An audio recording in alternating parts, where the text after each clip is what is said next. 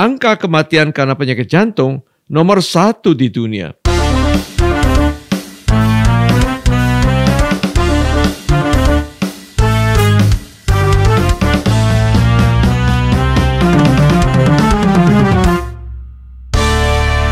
Secara awam, heart itu selalu di sini mestinya jantung. Tapi mereka hatiku rindu, ya. Hatiku galau. Itu mesti masalah heart, ya. Hatiku tertuju padamu, kekasih hatiku, pujaan hatiku.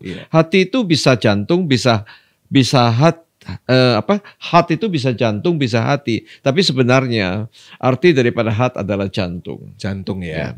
Dan memang kalau menyebut my heart, my sweetheart, jantungnya berdetaknya cepat ya dok ya.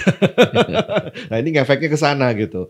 Nah harapan kami di acara Good Talk kali ini Anda bisa bertanya dari awal supaya nanti bisa terjawab langsung. Kali ini kita bicara secara khusus tentang jantung. Ya rentetannya bisa ke hati ini ya.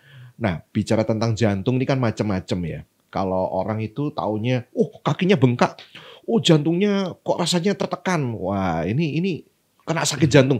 Sakit jantung sebenarnya ada berapa banyak sih dok jenis-jenisnya itu? Penyakit jantung sebetulnya banyak. Awam taunya serangan jantung. Ya, itu penyakit jantung koroner. Sebetulnya kalau saya urut ya, sejak bayi lahir itu bisa ada jantung bawaan.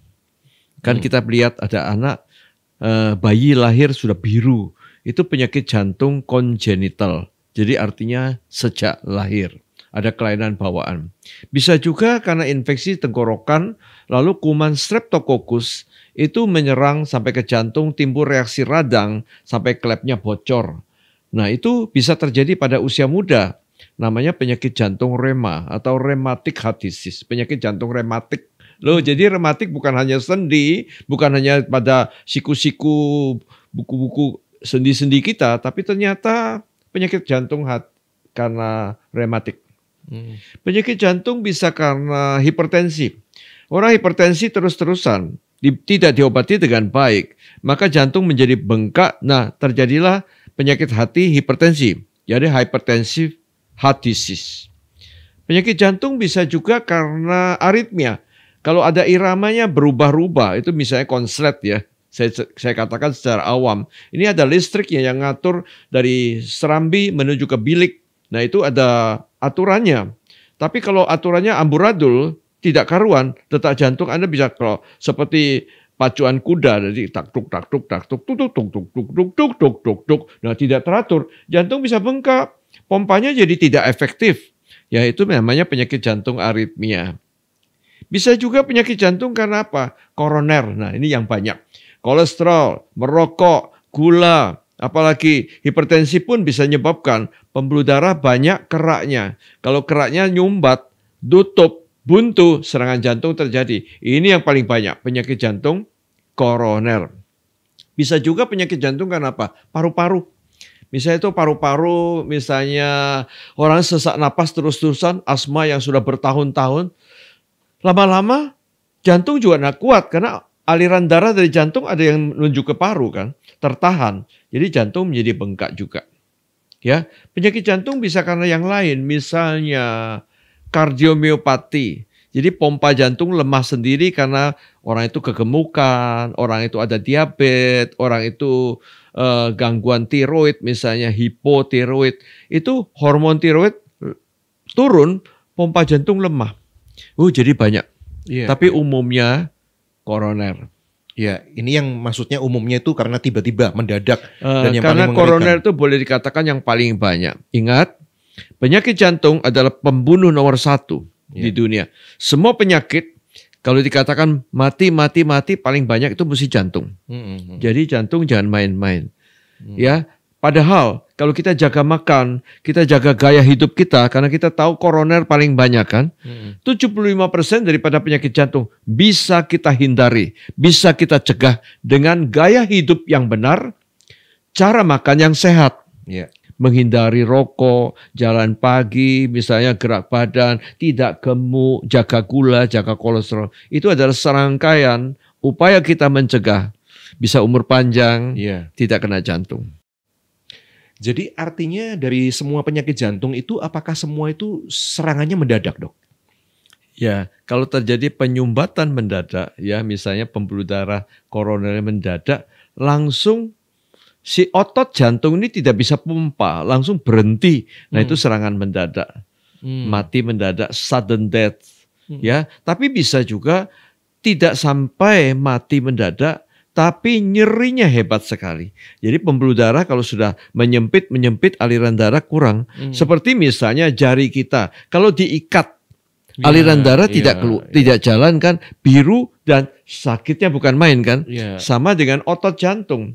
Begitu pembuluh darahnya tidak jalan, sakitnya bukan main. Nah, itu terjadi serangan. Ya nyeri, menjalar ke pundak, ke bahu, menjalar sampai ke leher, ya nyeri seperti mencengkram seperti itu, seperti ditekan ketiban truk. Waduh, dikatakan dalam buku seperti itu, seperti orang ditekan oleh beban ratusan kilo, ton-ton, langsung tidak bisa tahan.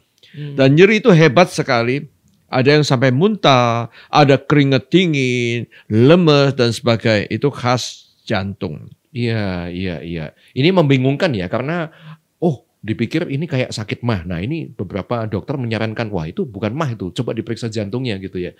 Karena bisa menunjukkan sebuah gejala yang sama gitu ya, Dok. Gejalanya bisa mirip dengan sakit lambung. Gejalanya juga bisa mirip dengan misalnya orang sakit paru-paru. Gejalanya juga bisa mirip dengan otot biasa sakit kan juga bisa begitu.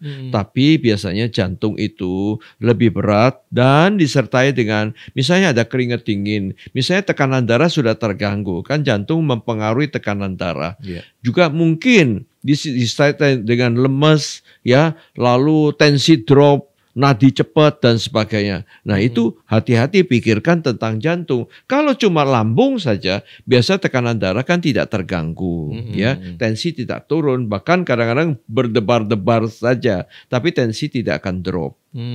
Tidak akan sampai keringat dingin seperti orang itu mau pingsan seperti itu. Oh, jadi penandanya malah tensinya drop ya, Dok ya? Ya, karena pompa jantung kan terganggu, aliran darah ke tempat lain kan menjadi berkurang kan, tensi drop, keringat dingin. Iya.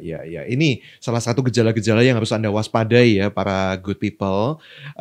Ternyata sakit jantung tadi macam-macam dan gejalanya itu juga bisa mepet-mepet gitu dengan penyakit yang lain. Tapi tadi Dokter Han sudah memberikan panduannya gitu ya. Nah, Dokter, kalau sebagian orang awam itu, kalau kakinya bengkak nih, jantung tuh, apa selalu benar, Dok, kayak gitu? Ya, kaki bengkak bisa karena aliran darah dari kaki menuju ke jantung terbendung.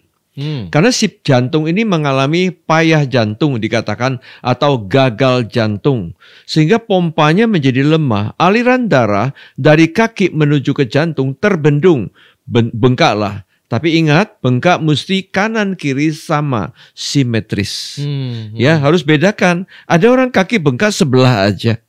Kalau sebelah aja itu belum tentu jantung. Mungkin lokal di sana ada bendungan, atau lokal di sana ada infeksi, atau lokal di kaki sebelah itu mungkin ada masalah, ada peradangan atau ada luka dan sebagainya.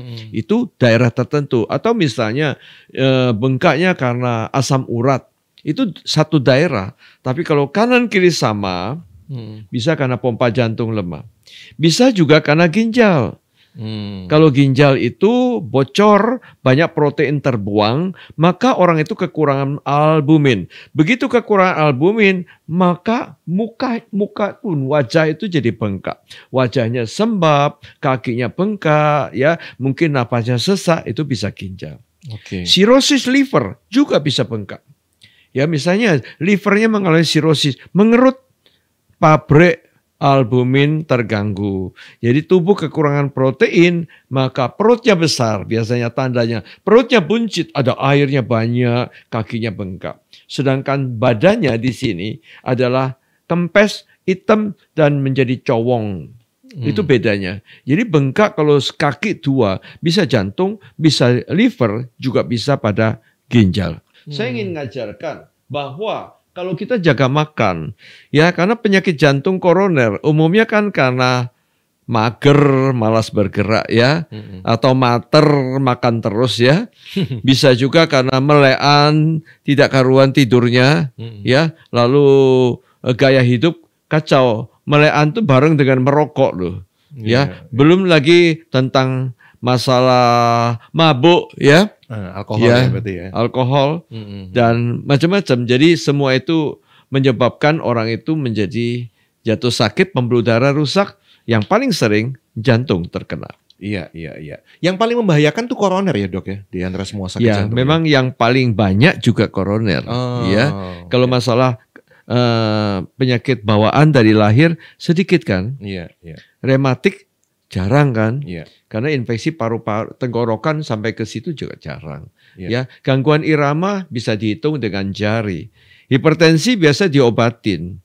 Ya, tidak sampai terkena ke jantung. Tapi masalah mulut itu loh, kolesterol, masalah gula, masalah gemuk, masalah merokok, ini kan di mana-mana ada. Ya, ini liburan-liburan ini semua orang makan. Nah, hati-hati ya, ketika kolesterol LDL Anda tinggi dan trigliserid Anda juga tinggi, belum lagi asam urat pun ada dampak pada si jantung. Ya, disertai dengan gula mulai amburadul. Iya. Oke, waspadalah ya. Ini kelihatannya serangannya mendadak, tapi kan bukan mendadak, itu akumulasi ternyata dari gaya hidup, gaya makan kita gitu ya dok ya. Lagi-lagi Dr. Hans Chandra ini sebagai motivator kesehatan kita gitu ya, memotivasi kita untuk mari kita bergaya hidup lebih sehat, makan lebih sehat gitu ya, dan juga hati yang gembira tentunya. Nah, silakan Anda boleh bertanya. Ini ada yang nanya, oh ya hari ini berkaitan dengan 25 Januari 2023 ini. Hari Gizi Nasional. Iya, saya baca Hari ini. Gizi Nasional. Dan Menkes ini, Menteri Kesehatan mulai menengarai bahwa angka pemenuhan gizi di Indonesia ini memang sedikit naik, tapi masih rendah katanya. Ya, masih rendah. Dan beliau juga tadi saya lihat, sempat lihat gitu, menekankan bahwa protein hewani itu ternyata penting juga gitu ya. Ikan, nah ini telur, ayam. Beliau menyampaikan diprotes oleh Profesor ahli gizi karena kasih sumbangan cuma biskuit katanya. Ini harus lengkap gitu ya ternyata ya. Oke, jadi boleh makan semua, tapi ini harus hati-hati gitu ya. Gaya hidupnya ini harus diatur gitu. Jadi sama kayak diabetes juga ya dok ya. Berarti artinya apa? Harus memperhatikan apa ini kalau dari soal makan? Ya, memang kita perlu sekali menjaga makan ya, bukan hanya untuk gula, bukan hanya untuk lemak, bukan hanya untuk asam urat, tetapi kita harus pikirkan itu dampaknya itu ke pembuluh darah. Ketika pembuluh darah kena ya, ada 4 tempat pembuluh darah yang paling sempit di dalam tubuh kita. Pertama adalah jantung. Itu yang paling mudah terkena dampak daripada sembarang makan, serangan jantung. Yang kedua, stroke. Yang ketiga, pembuluh darah di ginjal. Saringan ginjal itu pembuluh darah kecil-kecil. Dan yang keempat tentu mata. Jadi retinopati. Ya, katakan kalau kita lihat penyebab kematian tersering apa? Jantung. Ya. Angka kematian tertinggi di Indonesia masalah stroke. 2 itu urusan pembuluh darah. Dan pembuluh darah itu biangnya pasti urusan mulut. Masalah kolesterol. Jadi mari kita atur. Pertama, ingat, makan malam itu jahat. Ya, sarapan pagi itu penting sekali. Jam makan. Jarak antara makan itu usahakan 5-6 jam. Kemudian pikirkan pula sumber kalori jangan kelewat batas. Karena zaman sekarang kita ini orang-orang yang duduk tidak banyak bergerak. Jadi porsi sayur lebih banyak daripada porsi karbonya. Jangan cari nasi ditambah mie, ditambah roti, ditambah singkong telo. Karbo melulu. Kasih sayuran. Kemudian kita butuh protein, kita butuh lemak. Cari lemak yang baik, jauhi santan dan gorengan. Tidak jeroan. Cari protein yang sehat. Itu datang dari golongan ikan. Cari ayam bagian dada. Wah, kalau kita bisa lakukan seperti ini, luar biasa. Bukan hanya gula, bukan hanya lemak, bukan hanya berat badan, tetapi jantung pun menjadi sweetheart. Iya. Artinya apa ini? Jantungnya Ya, menjadi jantung sweetheart. sehat kan manis sekali kan. Oke. Ya, ya. Ini di YouTube ya sudah banyak yang bergabung untuk bertanya kepada Dokter Hans Tandra kali ini. Samad Sutikno, selamat sore Pak. Kadang saya ini ragu Pak. Dokter ini berkata begitu. Dokter lain bilang begitu. Jadi bingung ini mana mau yang dianut yang benar. Semua beda pendapat. Tapi saya rasa untuk panduan soal menjaga jantungnya semua sama ya Dok ya mestinya ya. Ya, menurut saya semua itu tujuan sama, yaitu tujuannya untuk sehat ya. Jantung yang baik pasti lemak jahat kan kita buang. Ya, kita tahu. Semua lemak jahat itu pasti sumbernya santan gorengan. Dan itu tidak bisa dibantah. Menurut saya semua dokter akan semua sepakat ya. Manggut kalau saya bilang santan dan gorengan jahat. Walaupun goreng dengan minyak baik. Misalnya minyak canola, minyak olive oil. Begitu jadi kering, jadi minyak jenuh, minyak jahat, minyak trans. Jadi tidak bisa terkecuali, oh ini aman, tidak. Begitu kriuk-kriuk langsung jadi minyak jahat. Jerawan pasti lemak jahat. Ya. Jadi kalau ada orang menganjurkan, ayo makan sop buntut, kikil yuk. Hati-hati loh. Itu lemaknya jahat. Ya. Nah, jadi marilah kita cari lemak yang baik. Ikan paling bagus. Vitamin apa Dok yang bagus untuk menghindari pembengkakan jantung? Kenapa jantung bisa bengkak? Nah ini saya mulai dengan kayak gitu. Jantung kenapa bisa bengkak? Bebannya besar kan. Kalau beban besar, jantung pompanya payah, lama-lama bengkak kan. Misalnya orang itu tekanan darah tinggi. Dia pompa. Ibaratnya kita latihan, otot kita semakin besar. Nah demikian pula otot jantung.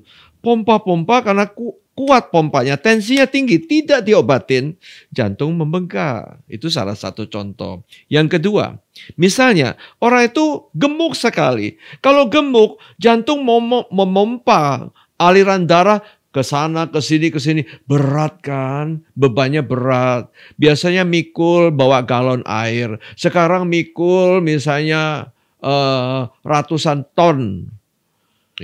Lama-lama kan payah, itu namanya jantungnya jadi bengkak. Apalagi misalnya orang itu kolesterolnya tinggi, aliran darah kan semua pada menyempit. Kalau menyempit semua jantung menjadi kerjanya jadi berat karena aliran darah tersumbat. Makanya bengkak. Gemuk bikin bengkak, lemak bikin bengkak, darah tinggi bikin bengkak, ada gula pun bengkak. Karena kalau gula ketinggian, tahu enggak? Otot jantung jadi loyo, namanya kardiomiopati. Enggak kuat, bengkak juga. Banyak. Merokok pun bikin bengkak jantung. Karena pembuluh darah pada nyempit semua. Jadi jangan kira sepele. Kok bisa jantung bengkak? Salah. Karena salah kita sendiri pada 1, 2 tahun, 5 tahun sebelumnya kita salah. Ayo kita perbaiki, berhenti total, berubah total. Dan kita percaya makin hari bisa makin diperbaiki pelan-pelan, nanti akan jadi lebih baik. Yes. Kalau tanya vitamin, nah ini harusnya dari... Jadi sekarang saya tidak cerita vitamin. Vitamin apa? Gaya hidup. Ya, kalau kita makan sayur, makan buah, bukan main, antioksidan ada, fiber ada, semua vitamin, semua mineral ada. Akhirnya pembuluh darah kita baik, bahkan antioksidan itu memperbaiki aliran darah, membuat orang umur panjang. Jadi tidak ada vitamin. Saya tidak menganjurkan vitamin ini atau suplemen itu atau mineral ini. Tetapi gaya hidup yang benar, makan sayur, makan buah tiap hari. Luar biasa. Lebih murah, lebih alami, lebih efektif, lebih efisien, lebih sehat. Dokter Hansen juga ngopi ternyata ya. Saya itu kalau ngopi sukanya tanpa susu Dok, tanpa pemanis juga gitu. Jadi pure dari biji kopi gitu. Ya. Pahit, tapi menyehatkan. Kenapa dokter? Kopi tadi dokter Hans bilang itu sehat. Iya, kopi itu ada antioksidan. Antioksidan baik buat pembuluh darah sebetulnya. Dan kopi menyegarkan. Ya, orang tua kalau dikasih kopi lebih segar kan, ya orang muda pun lebih segar, tidak ngantuk pertama. Itu menghilangkan pikun, ya membuat daya ingat kita lebih bagus. Jadi kopi baik buat aliran darah di otak dan sebagainya itu bagus. Tapi hati-hati, kopi kadang-kadang bisa efek tekanan darah bisa naik ya, detak jantung bisa cepat. Ya, masih ada lagi lambung. Ya kita pertimbangkan untung ruginya. Kepingin susu kasih sedikit, kepingin manis kasih sweetener. Jadi bukan gula pasir. Baik. Ya, good people, kita masih di Good Talk ya. Tadi ada satu pertanyaan yang belum dijawab lewat TikTok. Angin duduk sama serangan jantung, gagal jantung. Nah, ini berbagai istilah yang mungkin harus dijelaskan ya sama Dr. Hans gitu. Biar nggak salah kaprah ya. Dalam dunia kedokteran tidak ada istilah angin duduk. Tapi saya tahu ini istilah untuk stroke. Jadi orang itu angin duduk tiba-tiba lumpuh ya. Tiba-tiba mulutnya metode pelo gitu ya. Ya, lalu lumpuh, tidak bisa separuh badan. Ya, seperti itu. Jadi ini adalah masalah stroke. Itu juga masalah pembuluh darah di otak. Jadi mekanismenya hampir sama dengan pembuluh darah di jantung. Kalau jantung serangan jantung, kalau ini serangan stroke di otak. Dan dalam durasi waktunya sangat singkat ya, mendadak sekali ya. Ya, terjadinya juga mendadak ya. Kalau terjadi karena pecahnya pembuluh darah, maka itu bisa koma dan mematikan. Tapi kalau penyumbatan menyebabkan kelumpuhan, tapi juga sama-sama sengsara. Karena kalau berat, orangnya tidak bisa bergerak apa-apa, akhirnya terus terbaring di tempat tidur. Lama-lama komplikasi macam-macam terjadi, ya gampang juga meninggal akhirnya. Nah, soal serangan jantung sama gagal jantung, ini beda ya pasti ini? Agak beda, ya sebetulnya penyebabnya sama kan. Serangan jantung istilahnya heart attack. Jadi serangan nyeri disertai dengan lemes dan sebagainya, keringat dingin, itu serangan jantung. Gagal jantung itu menyebabkan serangan jantung. Gagal jantung menyebabkan serangan heart attack. Tapi gagal jantung bisa menyebabkan sudden death. Jadi langsung mati gitu. Namanya gagal jantung. Gagal jantung bisa menyebabkan sesak napas. Gagal jantung bisa menyebabkan bengkak. Ya, artinya pompa jantung tidak baik, mendadak mandek, serangan mati. Ya, nyeri, serangan jantung ya. Jadi sebetulnya istilahnya itu harus kita ngerti. Oh, kalau misalnya orang itu sesak napas, bengkak-bengkak, ini gagal jantung, jantungnya payah tuh. Tapi kalau nyeri sekali ya namanya serangan jantung. Mendadak mati ya serangan jantung, terus sudden death gitu. Nah, kalau gagal jantung namanya gagal artinya nggak bisa berfungsi lagi gitu, Dok, mati. Artinya gagal artinya tidak kuat lagi, lemah. Jadi bisa ada gradasi. Gagal sedikit kan masih bisa jalan, tapi masih tersengal-sengal gitu ya. Tapi ada yang tidur pun harus 4 bantal. Nah itu duduk pun sudah, itu sudah gagal jantung lebih berat lagi ya. Kalau yang ekstrim ya akhirnya mandek jantungnya. Logika saya atlet harusnya lebih sehat dong ya. Gerak badannya itu setiap hari, setiap saat. Bahkan mungkin lebih banyak daripada ukuran kita gitu ya. Tapi masalahnya saya juga banyak baca gitu. Lah, kok atlet tiba-tiba meninggal karena serangan jantung? Nah, ini nggak masuk di logika saya gitu, Dokter Hans. Jadi kita pikirkan ya, seorang atlet dia tidak berat badan, mungkin tidak berlebihan, dia tidak obesitas, ya, mungkin dia tidak merokok juga, ya, tapi mungkin kolesterolnya tinggi, ya, mungkin karena makannya dan asupan lemaknya juga banyak kan, kalori harus besar, ya. Kolesterol naik, trigliserid naik, bisa aja terjadi kerak di situ. Stres mungkin aja ada kerak. Ya, pada usia misalnya sudah 40 tahun, tipenya di lapangan tenis dia meninggal mendadak kan. Karena yang dilakukan olahraga bukan aerobik. Olahraga itu beda, ada yang aerobik, ada yang non aerobik. Aerobik adalah memakai oksigen teratur. Berarti iramanya teratur. Misalnya jalan atau sepeda statis itu irama teratur. Dansa misalnya pakai irama. Ya, itu aerobik. Berenang aerobik. Apalagi mungkin orang itu senam itu bisa aerobik karena berirama teratur. Tapi misalnya tenis itu tidak aerobik. Sebentar dia loncat, sebentar dia lari, sebentar dia jongkok mungkin, sebentar dia diam. Jadi pakai oksigen tidak teratur. Orang-orang yang naik sepeda di jalan, ya, Mereka katakan, ayo sepedaan pagi jam 5 sampai jam 9. Kadang-kadang tidak memenuhi syarat aerobik. Mereka mungkin sepeda setengah jam, tapi sesudah itu berhenti sebentar pelan-pelan, lalu sebentar kemudian berhenti makan soto misalnya. Sesudah itu diem, ngobrol, lemaknya pun naik. Ya, menurut saya harus irama teratur. Katakanlah olahraga tinju, ya tinju itu olahraga juga tidak aerobik, bahkan dia tersengal-sengal, kadang-kadang diam gitu, dipukuli kan gitu, kadang-kadang lompat dia, kadang-kadang ya olahraga seperti itu tidak aerobik. Badminton menurut saya kurang aerobik juga. Nah, pakai aerobik itu oksigen teratur buat jantung bagus. Tapi yang tidak aerobik itu kurang bagus buat pembuluh darah kita. Nah, tapi ada olahraga yang namanya fun. Fun itu seneng, happy. Ya, happy itu artinya rame-rame, misalnya tenis, pingpong, ayo totoan segala sampai ketawa, sampai bergurau gitu. Jadi fun itu juga menyenangkan, baik buat pembuluh darah dan jantung kita. Jadi semua itu harus ada faktor ini. Dan ingat pula usia. Ada peraturan yaitu 220 dikurangi usia. Katakan misalnya usia seseorang itu 50, lalu 220 kurangi 50 berarti 170. Apa ini maksudnya? Jadi itu nadi maksimumnya 170. Olahraga paling banyak 80% dari 170. Jadi kira-kira 150-an.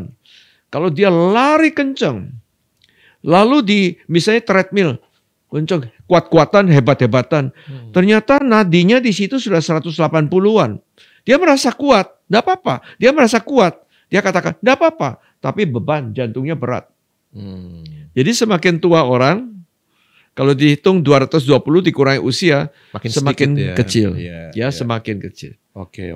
Ini yang mesti diperhatikan ya. Ini untuk menjawab kok atlet kok tiba-tiba meninggal gitu ya. Rupanya tadi ada yang aerobik, ada juga yang non aerobik gitu ya. Untuk kita orang awam kalau untuk menjaga kesehatan jantung yang disarankan dokter apa ini yang aerobik ya? Jalan aerobik untuk jantung, untuk pembuluh darah otak. Olahraga yang baik adalah aerobik. Ya, jalan atau bergerak sepeda statis atau senam atau berenang, ya lakukanlah 30 menit dalam satu hari, paling sedikit 5 sampai 7 hari dalam satu minggu. Intensitasnya ringan sampai sedang. Misalnya jalan, itu jalan cepat biasa, jangan lari. Tidak usah kuat-kuatan, tidak usah hebat-hebatan, tidak usah jago-jagoan. Seperti orang kompetisi itu memicu banyak adrenalin keluar. Itu sebenarnya kurang sehat. Jadi kesimpulan Dr. Hans, bagaimana sih jantung yang sehat itu? Ya, sebagai kesimpulan kita harus tahu penyakit jantung ternyata bermacam-macam. Ya, tadi sebutkan bawaan juga bisa, infeksi juga bisa. Ya, tekanan darah tinggi juga bisa, gangguan irama juga bisa. Tapi paling sering, paling banyak, paling mematikan, paling bahaya selalu penyakit jantung koroner. Dan angka kematian karena penyakit jantung nomor 1 di dunia. Jadi dikatakan penyakit jantung adalah pembunuh nomor 1 di dunia. Mari kita jaga. Karena sebetulnya penyakit jantung 75% bisa kita halau, bisa cegah, bisa kita hindari. Kalau kita menjaga pola makan kita, menjaga gaya hidup kita. Jalani gaya hidup yang sehat. Misalnya tidak merokok. Misalnya tidak gemuk. Misalnya gerak badan 30 menit dalam satu hari. Misalnya tidak tidur larut malam. Bangun pagi hari. Banyak nyanyi, banyak ketawa, tidak stres. Itu serangkaian gaya hidup. Alkohol pun dikurangin. Nah, usaha makan, itu pola makan. Jangan lupa sarapan pagi, kurangin larut malam cari makan.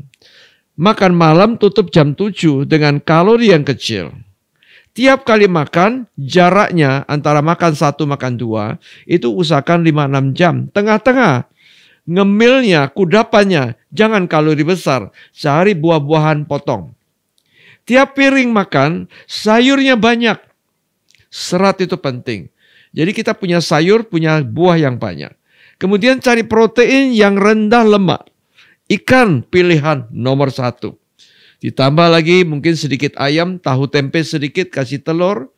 Kita hindari santan, gorengan. Kita jauhi segala jeroan. Mungkin daging pun kita batasin, kita cari golongan ikan. Telurnya, kuningnya kita kurangin. Dan kemudian mungkin seafood, udang, kepiting, cumi, kerang, tirum kita juga jauhi. Ya, kemudian mungkin ya lemak-lemak yang jahat, segala junk food yang keripik-keripik, yang kriuk-kriuk kita tidak makan lagi. Luar biasa. Kalau kita bisa menjaga seperti ini, jantung terpelihara, pembuluh darah kita baik, penyakit lain pun bisa kita hindari.